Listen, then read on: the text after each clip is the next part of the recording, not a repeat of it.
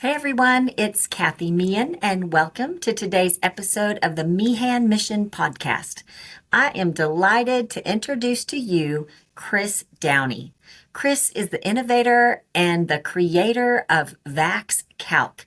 Now, this is a website that is the ultimate tool to help you advocate for your child's health.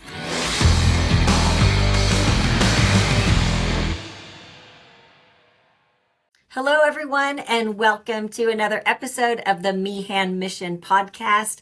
I am Cathy Meehan, and I am thrilled today to introduce everyone to Chris Downey. And Chris is a very intelligent IT mastermind, and he has developed a wonderful program because, we want informed consent.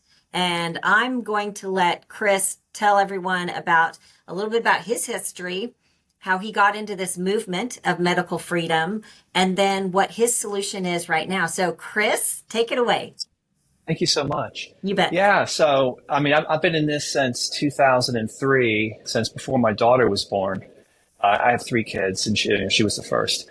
And if you had talked to me back in 2003, I would have just been like a typical arrogant, techie software guy who thought he knew everything. I think I'm real smart. I read The Economist. And I didn't really think much about vaccines, but had someone ask me about them, I probably would have said, oh, yeah, say effective, whatever, give them to your kid, sure, smart, trust your doctor, like so many people.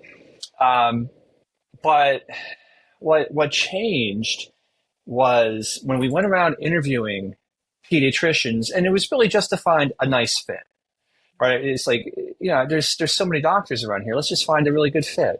And we interviewed like 5 or 6 of them.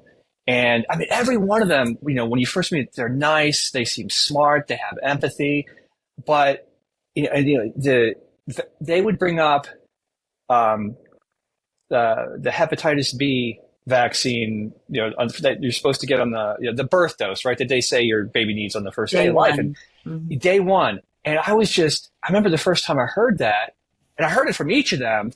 I was like, wait, hold on a second. This isn't really making sense to me. Because, when I thought of vaccines, I was thinking of things like polio and whooping cough and, diseases that had me a little nervous as a very inexperienced parent to be. But I was, I'd ask them, I'd say, isn't hepatitis B, isn't that the disease you get from sharing dirty needles or sleeping with a whole bunch of prostitutes or, maybe having promiscuous sex with a whole lot of men? How does this fit for a little baby? This is not making sense to me at all. And, like when I would ask that question, every single one of them, their demeanor just totally changed. It was like a wall came down, and it's like a little script popped up in their head that they had memorized, and they would say something like, oh, well, she might get bit in daycare. I was like, well, she's not going to daycare, so what else do you have? Yeah. I said, well, she might need a blood transfusion. I'm like, well, what is the chance of that? Oh, come on. Yeah. This is starting to sound really wacky. And I kept pushing back, and one lady even told me, like, well, I'll have to report your refusal. And I was like, what? Wait, hold on a second here. Am I back in 8th grade? You have to report my refusal? And, and I remember thinking that it's like, I got in a lot of trouble in 8th grade, and I was pretty comfortable with it. So, if you're going to start this game with me about reporting me, I don't know what's going on here, but it really bothered me. And so I shifted in a matter of weeks from not even thinking about it to a great deal of distrust. Like, what is going on? And I think one of the reasons, I've always been kind of questioning. Like, I'd get in trouble in school a lot for, asking too many questions, insubordination, suspended a whole lot of times. With software, one of the things we do in software is we look at like a new piece of software that you're going to integrate into the whole system, right? So you could think of the hepatitis B vaccine, right, as this little new piece of software that they want to integrate into my new little baby girl. And so when I applied software analysis to it, I'm like, well, that piece of code there doesn't really fit with her overall design. Like the design of the system that we're living in, she's not living the lifestyle. She's not doing drugs, so like there's a big mismatch here. It doesn't fit. And in the software world, we challenge one another about designs and about, is this code really, should this code go where you're saying it should go? Should it do what, should it be designed the way you have it? Is there a way we can make it better? And so I think I just brought that kind of analysis to it. And very quickly I found that the doctors, they couldn't talk about it at all. It was just like, hey, it's recommended for a reason. I mean, one of them actually said that to me, like, wow, it's recommended for a reason. And I remember shooting back, yeah, I guess so, right? And that's what I'm asking you. What's the reason? You don't know. Well, it was amazing. Where are their critical thinking skills? Because, doctors today, they don't want critical thinkers. They want the doctor that's going to memorize your symptoms and match it to a pill or a medication. And then when you come in with side effects, now we're going to have to look at the side effects, match that to a medication, and they have no critical thinking skills. So, you approach them with why. I mean, that's probably, they're defensive and they don't have an answer. They just don't have the capabilities. No, they really don't. And if they do, because you'd think that any human being would have such a capability to ask questions and have critical thinking. I mean, they're certainly not using it. And the one thing they seem to really not want, and I was picking up and it was bothering me quite a lot, is they, as a parent, they didn't want me to use critical thinking. And that created a massive amount of distrust. So I went from thinking I could trust them to like, I need to protect my daughter from them. Yeah. Okay, I'm gonna just look, and anything they say has to go under a microscope. Yeah, absolutely. Well, especially losing that critical thinking. And, I look back on my years when my husband Jim was just going into undergraduate for med school, and I was a pharmaceutical rep. And I remember. Oh, wow. Yeah, so I got my PhD, put hubby through. That's what we call it. That was my degree. But it was actually, I would come home and I would tell him stories about, I was like, wow, there's a lot of doctors out there that really aren't very smart. They just weren't. I mean, they could memorize and everything like that, but they didn't have those critical thinking skills, which I think, we're challenging them. And then also now, the big move is for parents to educate themselves so that they can challenge their pediatrician, and which is so great, which is, you found this niche, which, is perfect for you to have a solution to help educate and help them be an advocate for their children's health. No, thank you so much. So like after that, around 2007, I discovered NVIC, National Vaccine Information Center, which many people know. They're like the founders of the informed consent movement in America. Wonderful people. I volunteered there for 11 years, and I got to know Barbara some, and Paul, and a few other folks on the inside, and I just learned a ton. Just learned so much, and I did a few volunteer projects for them. One of them was called the Vaccine Ingredients Calculator, because I went to one of their conferences in Reston in 2009. And I was really floored because I just, I was meeting so many families with vaccine injured children. It was very, very moving, devastating to see and to talk to.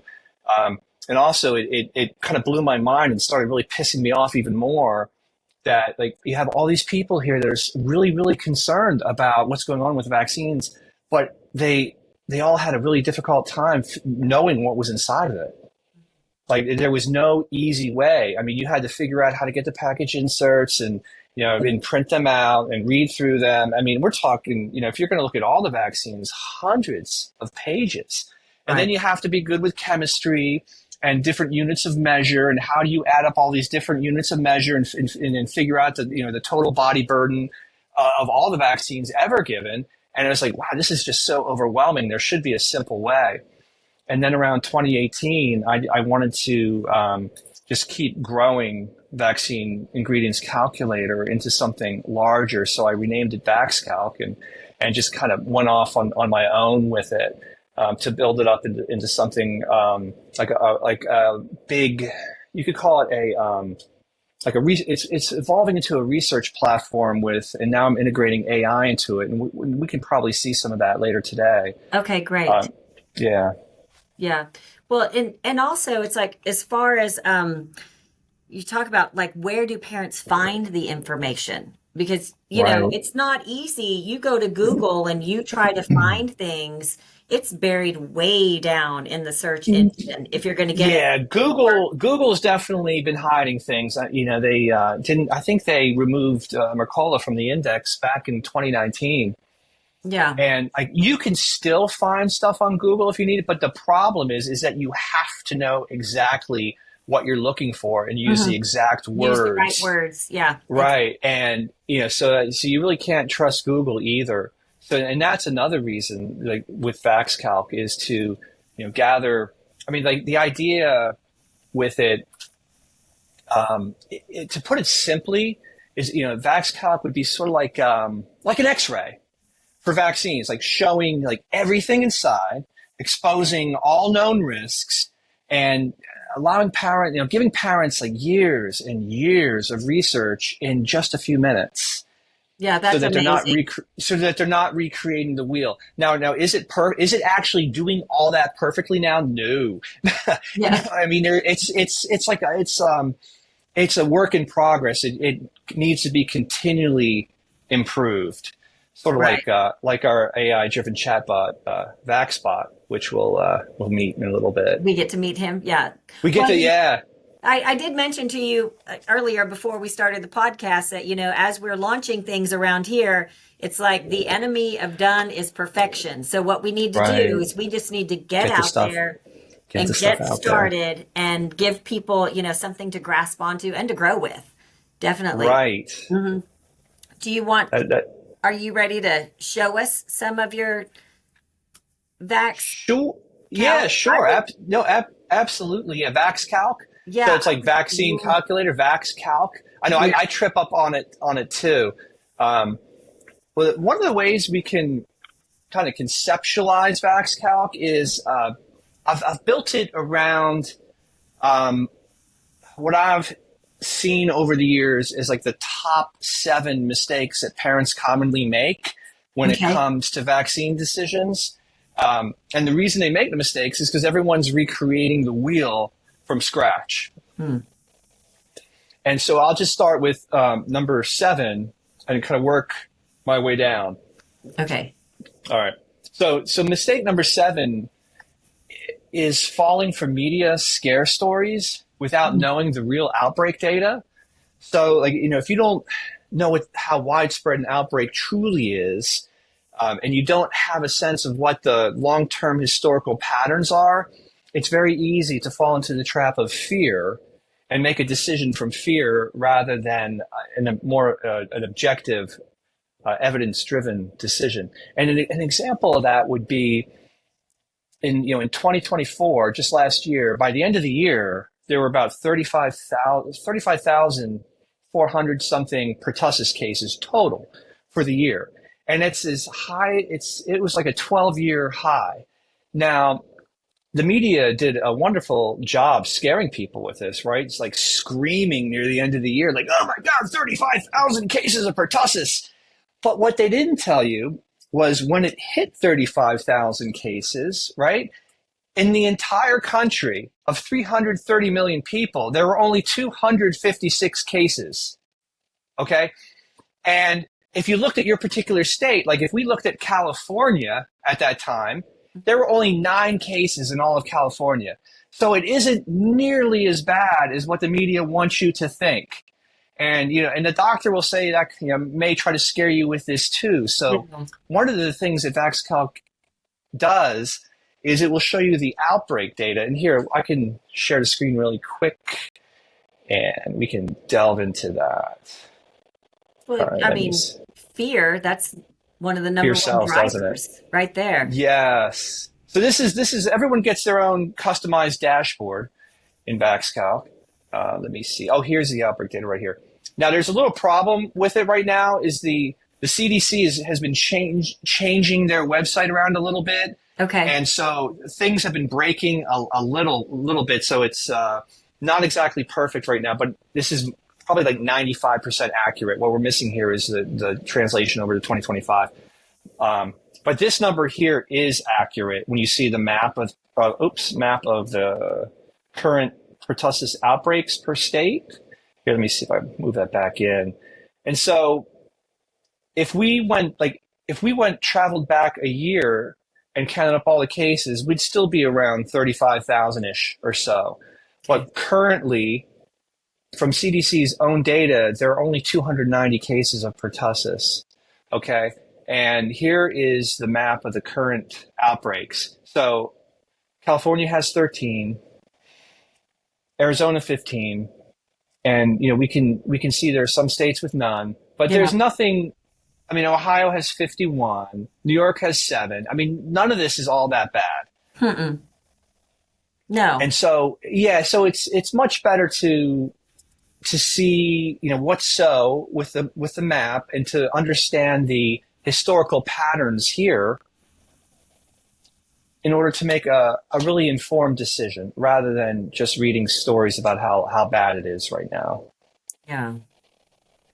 Well, I guess we could move to Texas. They don't have any. So yeah, exactly. So yeah. I mean, and we're going to add more. We're going to add for measles and for anything else that becomes a really hot issue. Right. But parents it's really important to know, what's actually going on because the media is they're never going to give you the real data. And the doctors, I mean, frankly, they don't even know. No, and the doctors, they're only going to report whatever they've heard on the news. And, and then again, where these news people get their data, I mean, it's such a cycle of fear and raise the numbers and I'm hoping that that's going to change in the next year, that we're not going to have as many issues. I sure hope so. It seems like there's going to be a real battle, but that I think we are going to win. We're really going to make a lot of progress. I mean, in a way, it's like we're living through the beginning of a massive revolution. I mean, even like 2 months ago, would anyone have thought this possible? I mean, no. Tulsi being charged, national intelligence, RFK now confirmed with HHS. I mean, it's amazing. How does that happen? I mean, I think, God had everything to do with it, but I'm like, oh, absolutely. But it really happened. I mean, and just think of all of it. I mean, Jim and I really were in the real fight of medical freedom probably starting like 10 years ago. You've been in it longer than that. But, we would have never dreamed of what we've got today. We knew that we needed to get out there and inform and educate. And it was like, one person at a time, save one child at a time. And I'm just thankful. Number one, I totally agree with being completely transparent of the data behind vaccinations, behind pharmaceutical, medications, being as transparent and letting people make the decisions on their own. I mean, I don't think there should be any state that mandates any vaccine, and it should be just a simple, yes, I want it, or no, I don't. I mean, obviously, our family refuses all vaccines, and I hope to educate people to make that decision themselves.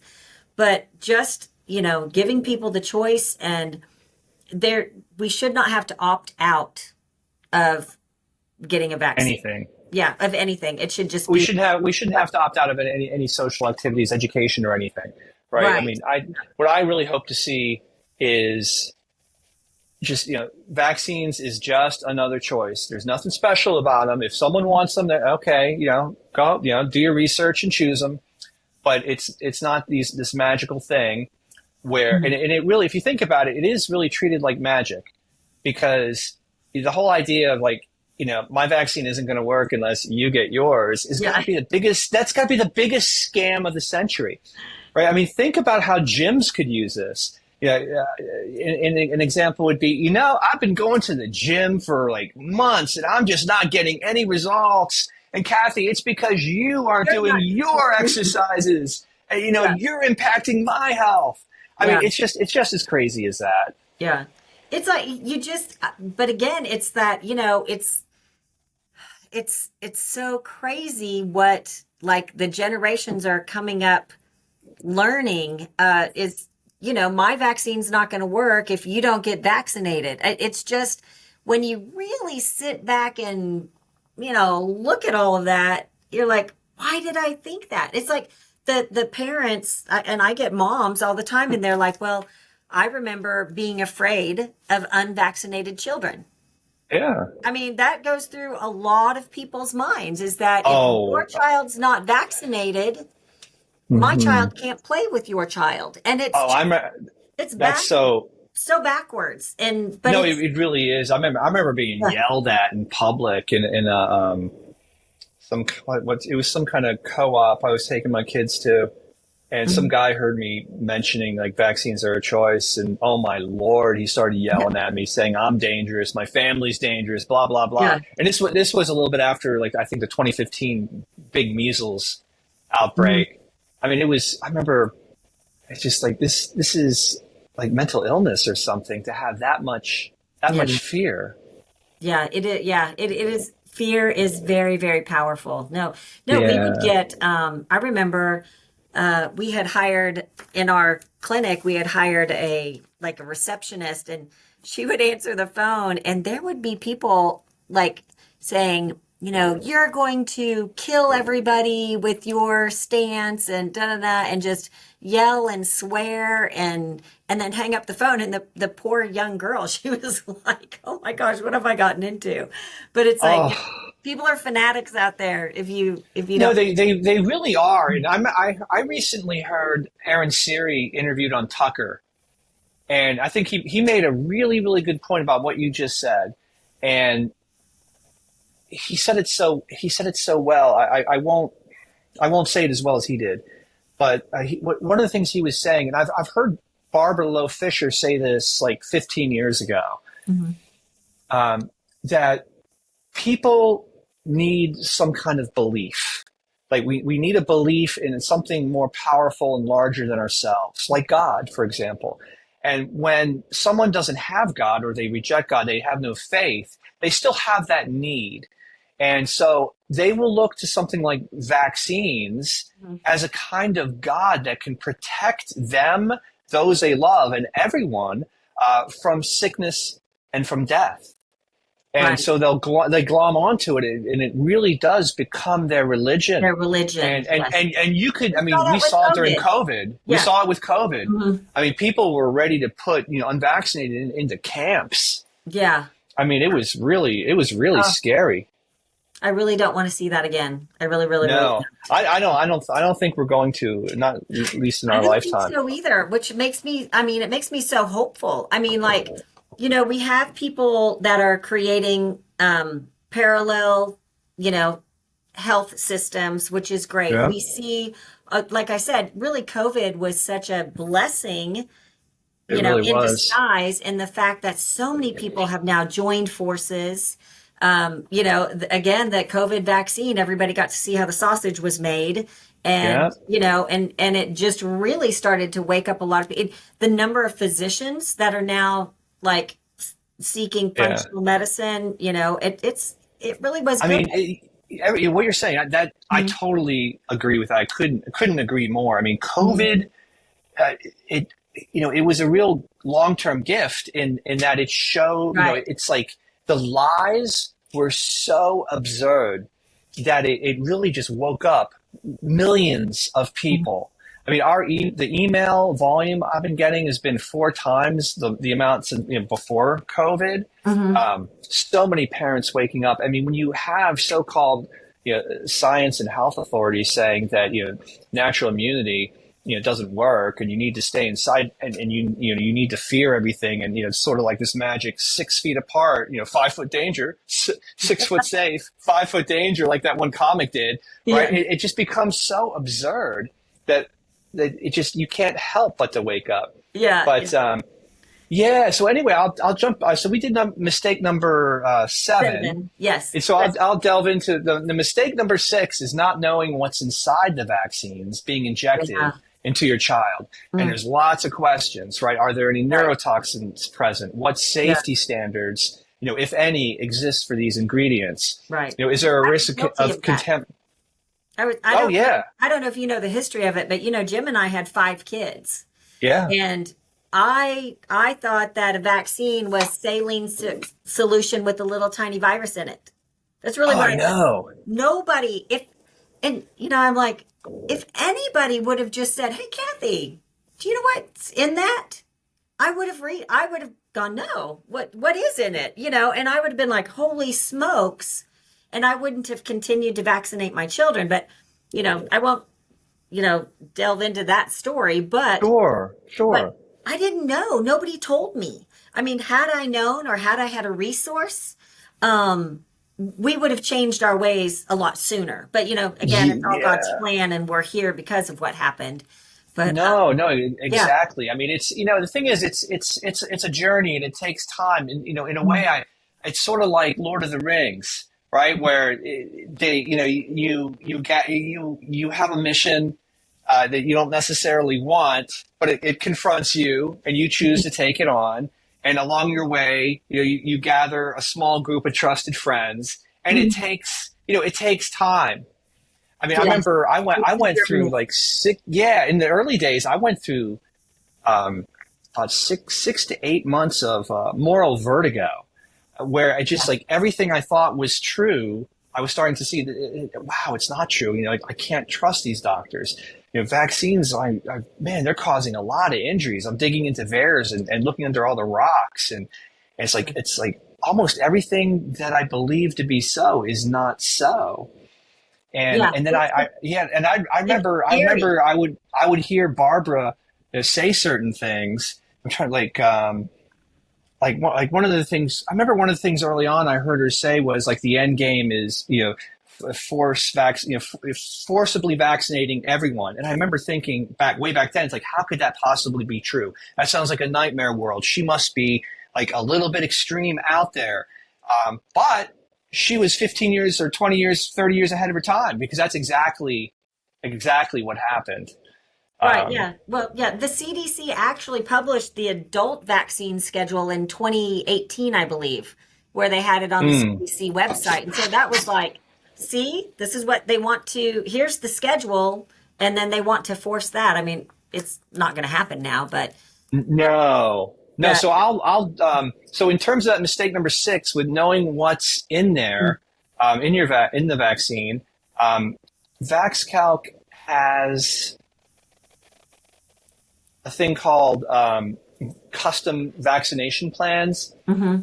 And what a custom vaccination plan is, it lets a parent look at different brands, and like for example, we can go. Let's say someone's thinking about DTaP. They can go into DTaP and they can see, some research, and they can compare ingredients here. Like here's Daptocel, here's Infinrix. We can see that. Oh wow, look at that.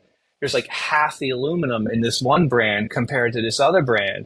And so you can and the amount of pertussis toxin is about half the amount in this brand than the other. And then it will show the most common vaccine reactions. But then we do analysis on the package inserts in the studies to discover what the most common serious vaccine reactions are, so that parents, you need to know this before you vaccinate. So in case it does happen, and it's going to happen to somebody, right? Yeah. That you'll recognize that this. Wow. Okay. Yeah, I saw that this reaction was here, and so it's definitely the vaccine. And we'll talk a little more about that. But a custom vaccination plan. Let me see. Is this So what that will do is sort of like I was saying before, like an X-ray, it shows like, okay, so here is a 6-in-1 vaccine, and it shows all the ingredients and the amounts in that particular vaccine. And then another vaccine that was chosen for that well visit, and it shows the ingredients. And the other one, rotavirus, shows the ingredients. And then what it does, then it shows ingredient disease associations where there's very strong research. Like, for example, aluminum is associated, aluminum can cause Alzheimer's. Yeah. Aluminum and formaldehyde are linked to autism, and on and on. And then alert. So what? And then there's an aluminum alert. So for an example, let's see. This will calculate based upon how much total aluminum is being given. So let's say, what was this, a 2-month visit? Yeah, okay. This is a 2-month visit. And so 2 months, let's just say they weigh 12 pounds at this point. So you'll say here, this is possibly safe on the left, according to FDA regulations for ingested aluminum, okay? But this is the total aluminum that's being given. So right there, like, there's all kinds of warnings that this is a very risky procedure, the CDC schedule for the 2-month-old. Right? We want to clarify. Yes, this is the total aluminum that's between ingestion and injection. No, absolutely. Yeah. And that's, yes. And so what we're doing with this so-called possibly safe, okay, that's based upon FDA regulations for ingested. Okay, because they don't provide any guidance for that when it comes to injected. They just say like 850 micrograms. Well, 850 micrograms, we allow that much up for any single vaccine. I'm sorry, but parents should just stop right there. Period. Yeah, totally. I mean, but again, they don't know. You do not know what you seriously don't know. They don't know. And then at the bottom here, we have the total ingredient exposure. So that means for this well visit, and all the vaccines they're getting, these are all the ingredients, okay? And so they may not know, for example, what is this porcine circovirus type 1 and type 2? All right, oops, let's see, I don't have it for that, but I think I should have it for this one, type 2. No, look at that, okay. Let's see. Well, let's go into aluminum. Okay, yeah, a lot of stuff for aluminum. So there's all kinds of research here for aluminum, and we can see vaccines with aluminum. And wow, this is genius. No, thank you. And then if we go to mistake number 5, is giving into vaccination pressure despite unease. So one of the things we do is kind of coach parents through daily emails and like little lessons here and there, but also an supportive online community. Good. Is that if you don't have a plan, somebody has a plan for your children. So you should really never go to a well visit without a very clear plan of what you want and what you don't want. Right. And safety in numbers. I mean, if you can get somebody to go with you to, that, because your courage is contagious. I say this a lot. I mean, for medical freedom warriors, the more that we gather, the more that we share information, it gives us also courage to then go confront the pediatrician and to stand our guard. I mean, like if you're a mom, that's really important. If you're a mom and you're timid, don't go in there without your spouse or without your sister or without a friend. Or if you're a dad, and you're going to just bow and do whatever the doctor says, don't be taking your child to their well visit. Go absolutely. With somebody else. Yeah. And that so we're actually on mistake number, we're going to be in mistake number 4, but I'm going to skip it because of what you just said. Mistake number 3 is not having a healthcare roundtable. And the idea of a roundtable, if you like the story of King Arthur and the roundtable. So the table was round because they're all equal. And and the king wanted his advisors to feel, okay, at this table we're all equal. So you can tell me what I really need to know. You can speak the truth. Mm-hmm. And so with a healthcare roundtable, the idea is that, relying on only one doctor, especially the pediatrician or a primary care provider, is dangerous because it makes you totally dependent. And it's very stressful if they threaten to kick you out. Yeah. So the idea is to build relationships with different professionals, chiropractors, homeopaths, Chinese medicine, functional medicine. So that way, if your pediatrician starts threatening to kick you out, it's no big deal. You can fire them before they fire you. Right. And so another thing that VaxCalc is doing is we're building a network of vaccine choice friendly health professionals that are available to subscribers. Yeah. And we'll get more into like vetting and actually rating, and, people can add comments about their experiences, and it's a system that won't be able to be gamed. Good. Now, if we drop back to mistake number 4, mistake number 4 is not knowing how to recognize a vaccine reaction. And it's really important because pediatricians, vast majority of pediatricians don't know. And when I was at NVIC, one of the most profound things I learned, and it was really surprising at first, was that it's their belief that half of all vaccine injuries can be prevented if parents know how to recognize them. And the reason for that is because oftentimes the most serious vaccine injuries come from repeated vaccinations. So if they stop early, like as soon as they see a reaction, and they decide, you know what, we're not doing this anymore, and then they're not going to have horrible experiences like what happened here to Jessica, the father. The father, can you see this book pretty good? Yes. Yeah. Perfect. If anyone wants a copy of this who's listening or watching, contact me, Chris at VaxCalc.org, and I'll put you in touch with the author. Okay. I mean, this is very moving.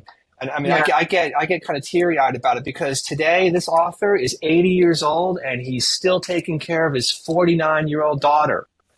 Okay. It was the serious DTP vaccine reaction.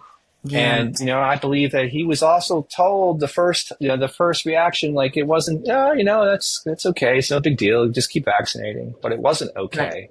And it was a big deal. Yeah. They don't recognize it. So Macy was our 4th child, and she did not talk until after 3 years old. And our pediatrician said, oh, well, that's normal because she has older siblings. And I believed him. So anyway, wow. I've learned.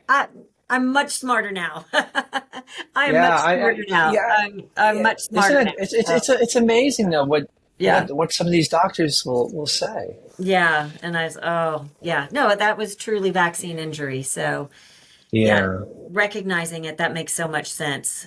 So much sense.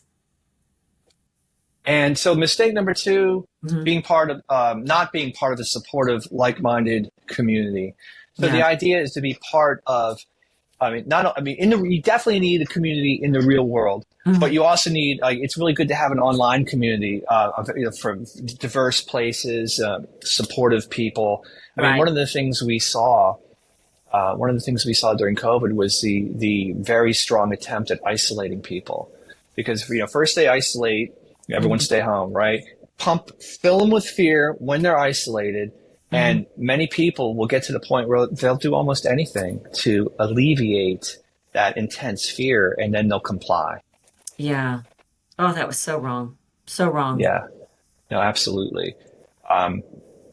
And mistake number 1, recreating the vaccine research wheel from scratch. And that's really like the big purpose of VaxCalc. I mean, my plan is to work on and build it for the rest of my life, pour everything, I've learned and all the knowledge I can find into it. And that's actually much more possible today than ever before because of AI. And one of the things I like talking to people about is that, we hear a lot about the risks, and I mean, there are definitely risks with any technology, right? I mean, if you think about it, like guns are a technology and there's risks. And you can use guns for bad things, and you can use guns for really good things. And any technology is that way, including AI. Right. And so one of the things that we're developing is a very powerful AI-driven chatbot called VaxBot. And it's being integrated into our online community, integrated into the research platform. And we're training it with the best vaccine risk research. I mean, literally thousands of references, thousands of documents. It can draw on community discussions going back 6 years.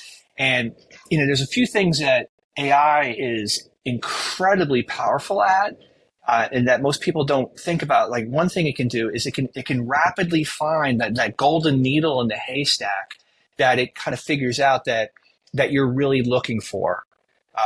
And it can translate really technical medical language, language that you find in studies. It can translate that to layperson language at any reading level you want, and it does it instantaneously, which is absolutely phenomenal. So what it does is it makes knowledge, and it really democratizes, all the knowledge that's out there, because you don't have to spend, hours upon hours upon hours reading one study. You can get a nice summary of it literally in 5 seconds, and you can understand it and the implications of it in like 30 seconds by reading that summary. Do you find any bias in Oh, some yeah. AI? Oh, yeah. Yeah, but So that one was so big complaint was all the bias, and I mean, I've seen yeah. it too. So how do we get around that? So let's take a look at VaxBot now. Let's see how well he's doing. He has good days and bad days. Yeah. I mean, one of the interesting things about AI is that it doesn't give you the exact same answer all the time. Yeah. It's almost like the intelligence is not artificial. Yeah, it is. Let me see. Screen here. Okay. So I'm going to ask a question I already did. Let's see. Is it safe to give multiple vaccines together? I'm concerned about my upcoming 2-month well visit, where it looks like our doctor wants to give 8 vaccines at once. Let's see if VaxBot is going to help or not be that helpful. Okay, so it's completely understandable to have concerns about the safety of administering multiple vaccines at once, especially for young infants. Let me see practice. Okay, it's becoming increasingly common. Oh, wait. Oh, okay. But it's crucial to recognize that the safety of such combinations has not been rigorously studied. Okay, in many cases. Okay, good. Very good. So if you're contemplating your options, questions you might want to ask. Are there studies examining the specific safety of administering these 8 vaccines together? What are the potential risks of staggering the vaccines instead? How has the practice of simultaneous vaccination been evaluated? These are good questions. Yeah. And then for further reading, this is good. VaxBot is giving us a reference to learn more. So you can explore the following. Let's see. Combination of childhood vaccines. Are multiple vaccinations safe? Oh, that's cool. I think that's I think I know that one. Is that a book? No, that's a study. Study? Okay. Yeah, study by, I think, what's the guy's last? I forget his name, but are I we think talking like Hotez or somebody, or no. What the guy? He's really well known. I'll look up the name really soon. But that's pretty. This is actually a pretty decent answer. And we have to remember VaxBot is still really young. He's like a baby. Yeah. But you asked a really good question, like, how do you deal with the bias? And so, I mean, I've spent the last year really going deep into figuring out and learning, like, how can I build guardrails around an AI chatbot so that it doesn't just go down the CDC path. And there's a few things we can do. You can tell your AI chatbot what values it has. So I reinforce that it doesn't, it's actually kind of like NVIC in a way, right? I tell it, you don't recommend vaccination, and you're not telling people not to vaccinate. You stand for informed consent and freedom, for the sovereignty of parents. And I powerfully influence it with that. And I give it a lot of training, a lot of documents and example questions with example answers, so it can get smart about that. And then on February 18th, when we release this for our members, whoever wants to come and see it and get hands-on experience and try it, I've built in, let me see, does that show even here? Let me see if it shows here or not. Does it? Okay, I need to make it a little more visible. I've built in a mechanism where if people get an answer and they think it's like, I don't know, that doesn't sound quite right? They can flag it and put a comment in there, and then every day we go through and we look at that, so that because it needs constant training. In a way, it's a lot like a child. You could say it would be like a really smart 10-year-old child that has a lot of information but really needs some guidance. But so we want to use AI's like really super powerful strength of getting information and answering questions in depth, but building the guardrails of values around it. And that's how we get away from the bias. And the other way we protect from bias is that we build our own knowledge base, and we point it at that knowledge base and have it get its answers first from there before it looks anywhere else. And so in a way we put, because I think like everything is going to have its own bias. I mean, like VaxCalc in my bias is freedom and honesty and accuracy. I actually don't consider that to be unbiased. I consider that's a bias towards those things. And so I'm building that kind of bias into the chatbot. Does that make sense? No, it absolutely makes sense. Right. Well, I mean, I don't know exactly if this like correlates, but it's like Google has a bias of they're pro-vaccine, pro-safe and effective, so they've got their guardrails and their parameters too. So I think something like VaxCalc is so important, because if you have somebody go, if you say, go research vaccines, go research vaccines. And they're like, well, I was on Google and they're safe and effective. CDC says it. Autism is not, vaccines do not cause autism. And, and so there's, where do you go for the bias on the parameters that are medical freedom? And, there's a lot of that stuff out there. People just can't find it.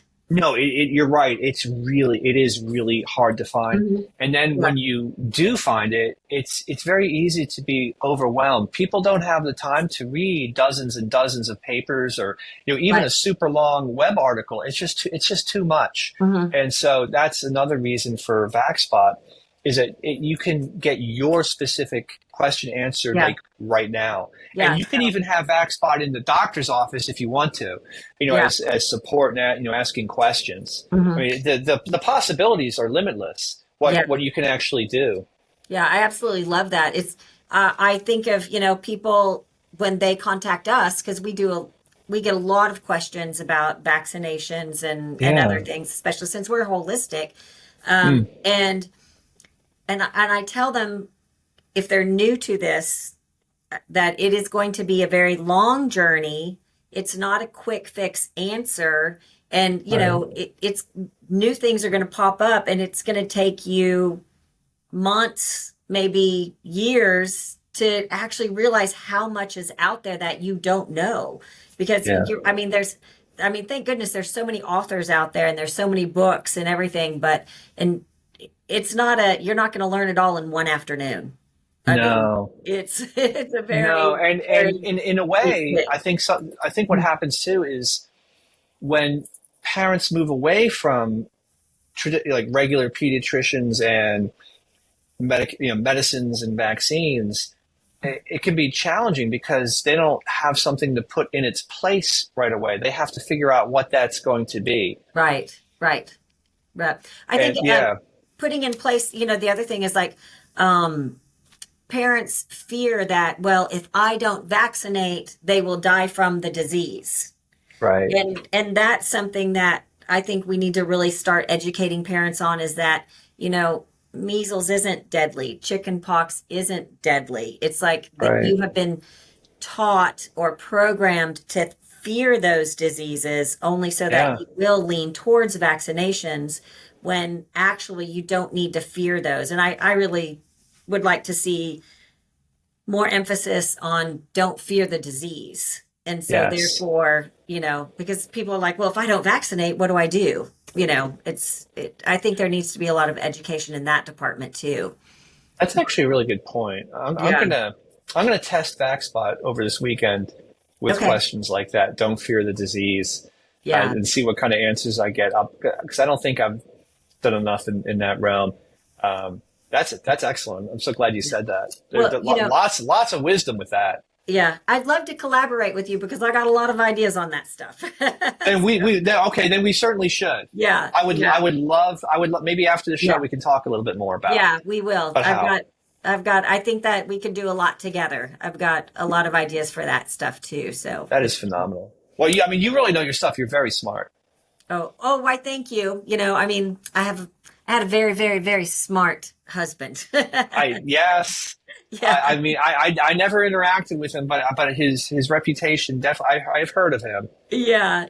He was great. So, which is why we're going to keep on doing the mission, because, we got to save one more child. And, I always let everybody know, it's like, no, it's not only vaccines that are horrible.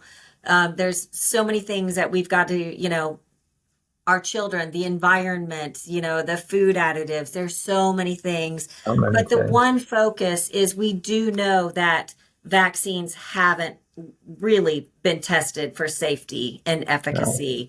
No. And that really is a corrupt area where we should start our focus. And so that's right. That's such a good point. And, even if vaccines really were completely safe, let's just pretend, let's create a make-believe world, right? Mm-hmm. I don't think I would want that. Especially, I don't want to start giving a newborn something that they're going to be dependent upon, for health. I much prefer a more natural kind of using the body's innate capability, letting the body do what it's capable of doing, and discovering what that might be. Right. And we have to understand that particular ailments actually boost your own immune system. Yes. And that, and rather than tearing down our immune system and introducing toxins or whatever it is, we have to understand that God, He created our body perfectly to heal itself, given the right environment, the right nutrients, and the right care, and and mental, and just so many things. And injecting a child with something is not on that list. Period. No. I couldn't agree more. It's not. So we've got a lot of work to do. But I'm so thankful that our paths crossed and that you're out doing what you're doing, because it's definitely a necessity for community, for people, for knowledge. I love the AI going into this, because lickety split. I use my little chat GPT quite a bit, but it's just, that's great. It's really fabulous. And I don't think that we should fear it. We need to embrace these things and these new technologies and use it to our advantage. Again, see, that is such a smart thing you just said. And that is so wise, because, with something as powerful as AI, we will either be used by it, or we will learn how to use it. Right. And that's on an individual by individual basis. And an example of being used by it would be just going to it and asking questions, getting the answer, and just not thinking anymore. Okay, there's the answer. right? But when you learn to use, this is another thing I'm really looking forward to doing, working with VaxCalc members on, is learning how to use AI to ask better questions. I mean, it can really help you ask better and better and better questions. Yes. Yeah, absolutely. And the other thing is like, also, just because AI spits it out, Right. I very often, some of the things that I use it for, I still go back and I edit it. Yeah, I mean, it's totally. like for certain things, it's like, so, Yeah. but it gives you good baseline for some things, or Yeah. starting points and something like Did you that. have you noticed that some days it does an incredible job and other days it's like, what is this junk? I have noticed that. Yeah, It's yeah. like, I was like, I mean, that's not normal or freaky. Sometimes it'll spit out things that I've never told it. And I'm like, yeah, I mean, that's starting to creep me out a little bit. My yeah, Facebook is creeping me out. I'm going to be all honest with you on that now. yeah. I'm getting these like weird friend requests and stuff like that. And I'm like, Ugh. my phone's listening to me or something's going Oh on. my Because, gosh. and I'm just, and I won't respond. Everybody out there, if you send me a message, I'm probably not going to reply to you because I don't know if you're real or if you're a bot or what. So I Yeah, don't even message people when they message me on Facebook because yeah. I'm like, I don't trust you. Anyway, I know. so So true. that's all good. Well, Chris, do you have any, this has been a great little session. I've Thank you. loved getting to know you and your brain and Thank all you. that you're doing. So do you have any like final words of, what are your hopes and where are we going from here? Okay. Well, if anyone would like to stay in contact with me, you can get on our email list if you go to vaxcalc.org, vaxcalc.org, and in the upper right corner, you can't miss it. It's like a bright pink button to join the email list. I email pretty much every day. And before you sign up, you'll see a warning about that, just to make sure that's like, something you want. And it's very easy to get off if it's not for you. If you respond, I answer probably 99%. Do my best to answer. That's great. I guess, do you have a lot of new parents on your list? Oh, I Yes. mean, who's going to get? Okay, okay. So this is a non-VaxCalc thing. Okay, but this is like the best thing I did when I was a new parent. All right, so there's a book called Protecting the Gift by Gavin DeBecker. You absolutely have to read that book. Protecting the Gift is protecting your children. And Gavin DeBecker is the guy who provided RFK Jr. with security when Biden wouldn't give him Secret Service coverage. Good to He is know. We need to like support him. the world's leading expert in violence, in predicting violence, in preventing violence. He has studied predators. You absolutely should. I read that book every year for like 8 years. I learned a ton of good stuff. You can't go wrong with it. It will give you important insights that I guarantee you don't have. I'll be sure to put your link and the book's link in our Yeah. notes section for sure. Yes, Okay. absolutely. Well, I think we're on the right road. I really Same do. here. We've Yeah. got God on our side and we've got Robert F. Kennedy on our side. So I mean, right. I mean, how can anything go wrong? yeah, nothing can go wrong there. Nothing can go. Well, you know what can go wrong? What's that? Attacks. We can get attacked. And so, I just pray for protection over you, your Thank family, you. Thank you. everybody that's on this mission with all of us that, we continue to let God direct our steps and just do what we can do. And, like I said, carry on that Meehan mission because that's our purpose. Absolutely.